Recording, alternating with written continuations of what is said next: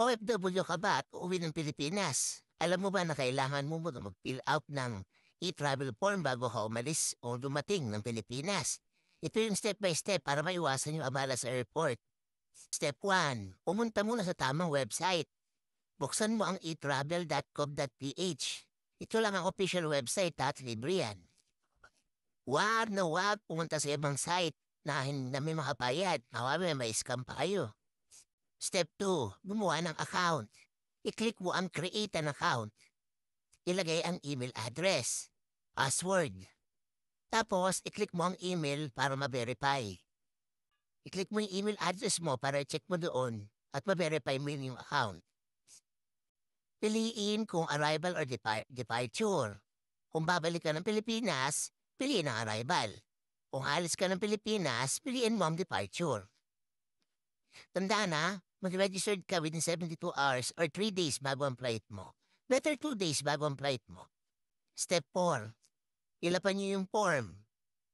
Ilagay mo yung buong pangalan at birthday, passport number, flight number, airlines, date and flights, country of origin, at arrival airport. Contact address sa Pilipinas o sa abroad. May mga health question din yan. Sagutin niyo yung totoo. 5 na tayo. Review at submit. Double check mo lahat ng details mo lalo na yung passport number at flight dates. Pag okay na, i-click ang submit. Step 6. Save and QR code. Pagkatapos mo mag-submit lalabas yung QR code mo.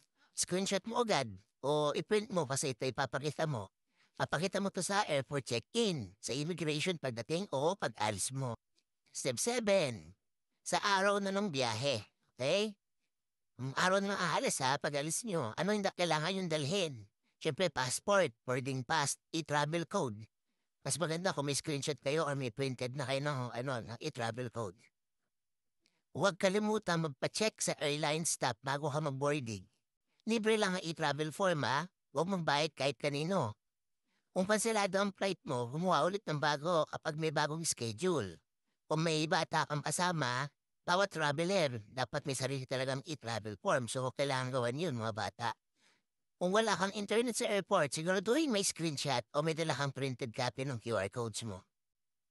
Kaya mga kabayan, siguraduhin mo maayos sa iyong e-travel form bago ka bumiyahe.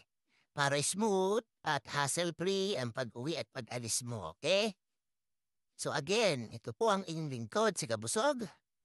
Tips para sa OFW.